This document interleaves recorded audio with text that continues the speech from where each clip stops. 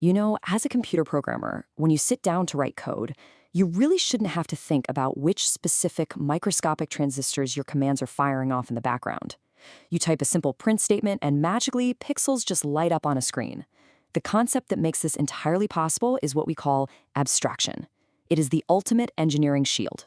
So let's dive into this explainer and uncover the invisible factory working relentlessly behind your screen. We're going to explore exactly how the human-readable text you type effortlessly commands billions of electrical signals. The goal here? To help you truly master the machine, rather than just typing at it. Here is our roadmap for today. First, we'll walk through the code transformation factory. Second, we'll compare compilers and interpreters. Third, we'll look at the two distinct timelines of software. And finally, we'll bring it all together with linkers, loaders, and execution. All right, let's kick things off with Section 1, the code transformation factory. I want you to picture your compiler not just as a single software tool, but as this massive, highly automated manufacturing plant. On one side of the building, your raw, human-readable text enters. On the exact opposite side, raw machine code exits. As your code moves down this conveyor belt, it has to pass through strict quality control stations. First up is lexical analysis. Here, the factory basically strips away all your comments and blank spaces, chopping your code into basic, meaningful chunks called tokens. It's identifying keywords, operators, and variables. Next, we hit syntax analysis. The factory checks your grammar, making sure you didn't miss a semicolon somewhere, and it builds what's called an abstract syntax tree, or AST. Think of this as a hierarchical, structural map of your program's logic. Then comes semantic analysis. This is where the factory checks for logical type errors. For example, trying to multiply a string of text by an integer. The factory will catch that here. If your code survives that, we reach the fourth station, intermediate representation. Your code is transformed into a universal, hardware-independent form.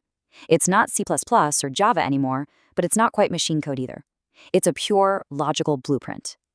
Now, at the fifth station, things get pretty intense. The factory aggressively optimizes this intermediate blueprint.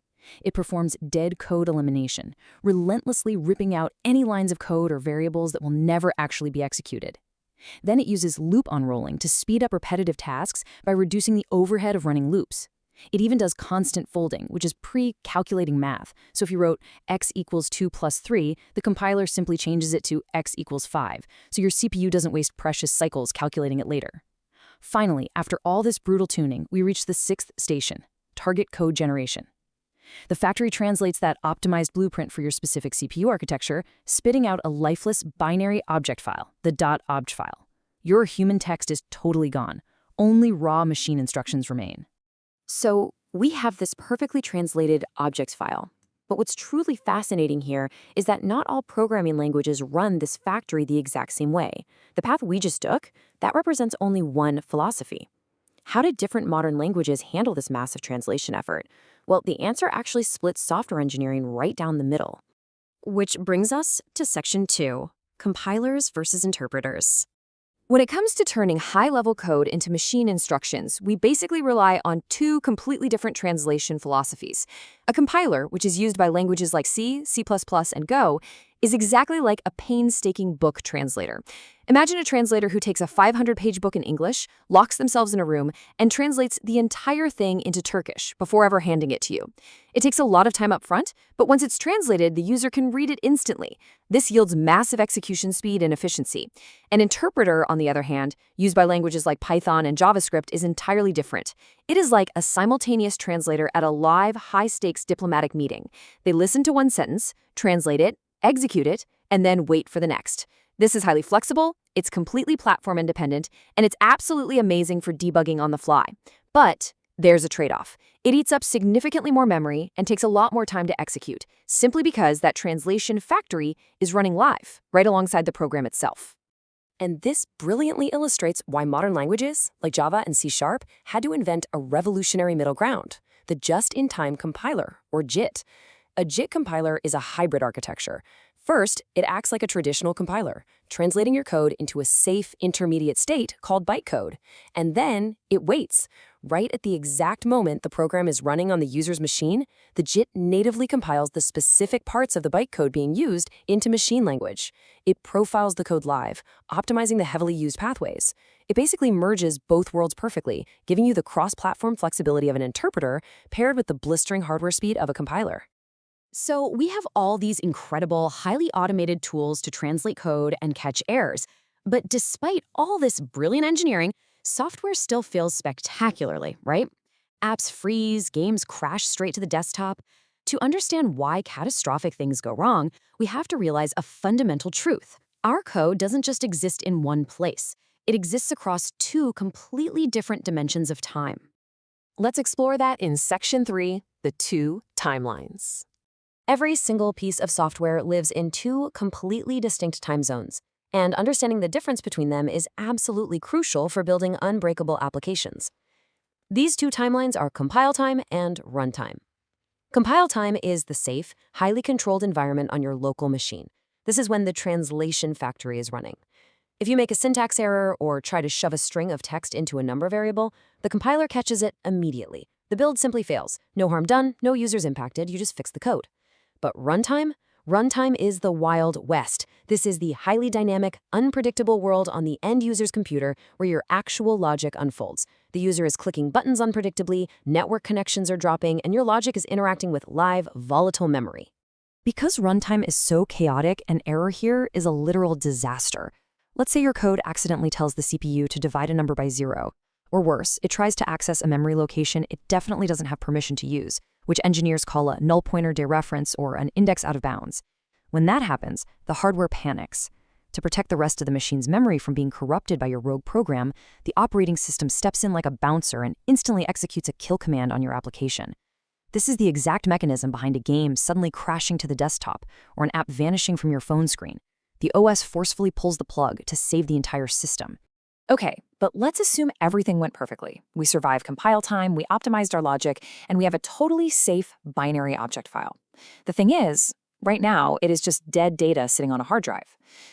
To cross the chasm from a dead binary file to a living, breathing program inside the computer's memory, we need an invisible bridge. That brings us to our final section, linkers, loaders, and execution. To build an actual executing application, we rely on two crucial, completely invisible pieces of system software, the linker and the loader. First, consider that your code almost never exists in total isolation.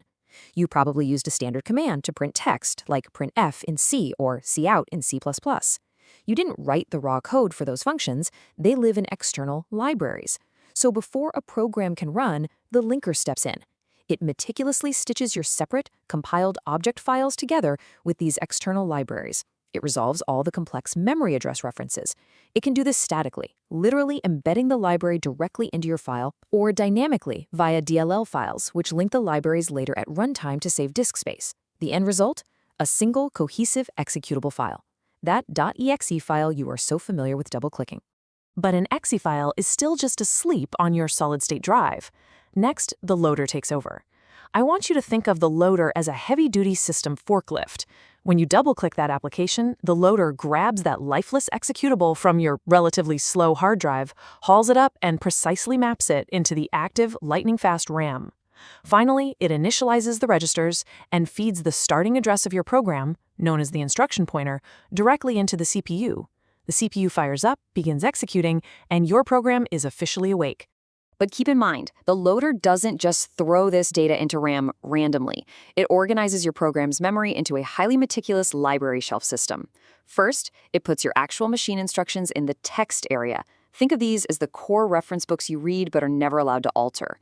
Next, it puts your global variables in the data area, like a static, permanent archive section. Then, it sets up two incredibly important empty shelves for runtime. The stack area, which operates like a strict, super-fast scratchpad to handle your active, short-term function calls and local variables. And finally, the heap area. The heap is a massive, dynamic pool of empty space ready to expand and contract. So if your program suddenly needs to load a massive 4K image or fetch a large database while running, it uses the heap. And just like that, your program is alive, interacting with billions of microscopic transistors, entirely abstracted away from the human text you actually typed on your keyboard. The next time you casually write a script and press that run button, I challenge you to look past the syntax. Remember the incredible invisible factory of lexical analysis, compilers, linkers, and loaders working relentlessly behind your screen to bring your logic to life. Without this deep layer of abstraction, modern computing as we know it would be literally impossible. So out of all these mechanisms, what part of this invisible factory fascinates you the most? Thanks for joining me on this explainer, and as always, keep exploring the deep architecture of your code.